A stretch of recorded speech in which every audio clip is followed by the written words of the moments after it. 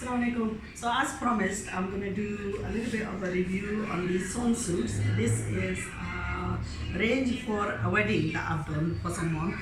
I was actually supposed to stitch these whilst I was still in the UK, but I didn't have time, so I brought them here with me.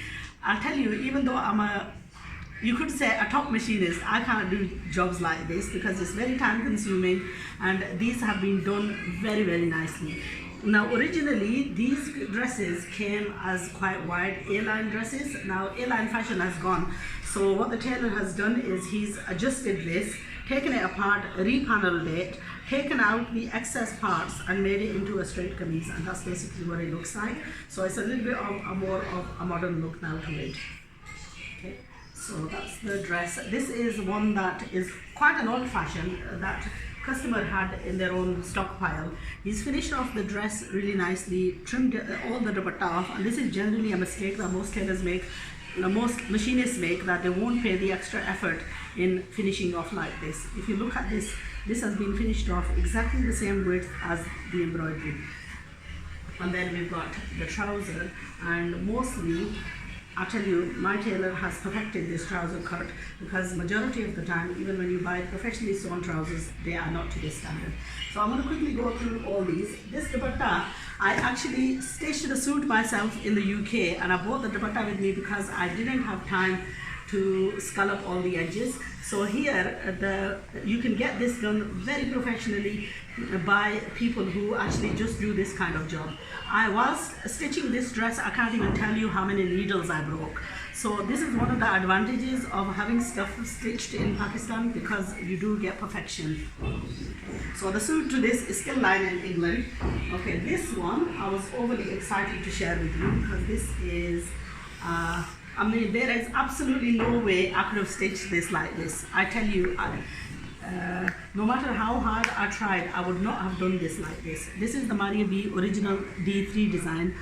Okay, and the velvet, I have stitched this previously, but the velvet, I've not taken it out the way this has been taken out and applied on. In the past, we've stitched this, left the velvet in, and it looked like quite a block printed velvet.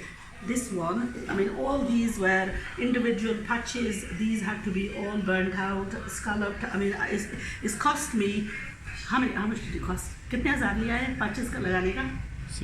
6,000 just up for application of patches.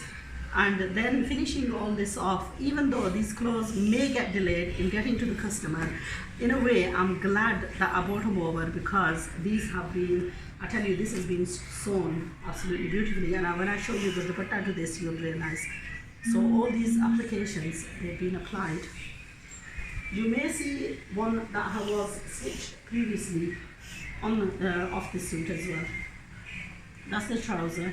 Again, it's been finished off with patches. And then the heaviest part on this suit was this dupatta. This was a nightmare, and I tell you, this sent shivers down my spine when I even thought about doing this dupatta. I'll just show you. Okay, all these pieces had to be burnt out and appliqued on. So there was a lot of work. I mean, the designers actually just sell these off, and customers who buy these are left with trying to get this absolutely right, and it's a nightmare. I mean, all these beads have to be taken off for the embroidery to be done, otherwise you're constantly breaking needles. So just look at the beauty of this. I'm so glad I bought these. So there were in total, I think, 4 or 5 of these suits that we bought. This is an Asili Jofa.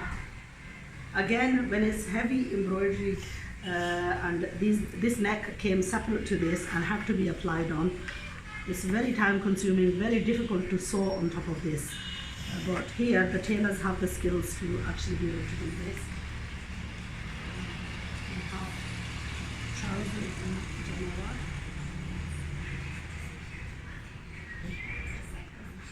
That's the January trouser, which is also being finished off. And finally, we've got a suit of Anaya's. Again, this came with loads and loads of different pieces that had to be applied to make it look like this.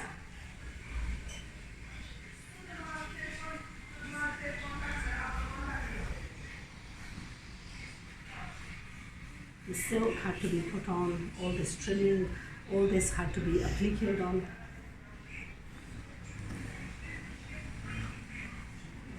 And that's Anaya Udi. That's the trouser, you can see. And again, these fabrics have to be overlocked and so on. So that's a standard procedure we follow. Hand tarpai, that's a standard procedure on the bottom of the trousers and so on. So that's just a little bit of an insight into how you can get these stitched, because stitching ultimately is the part which has to be done right in order to get a perfect result. So that's my selection for a wedding. That's it.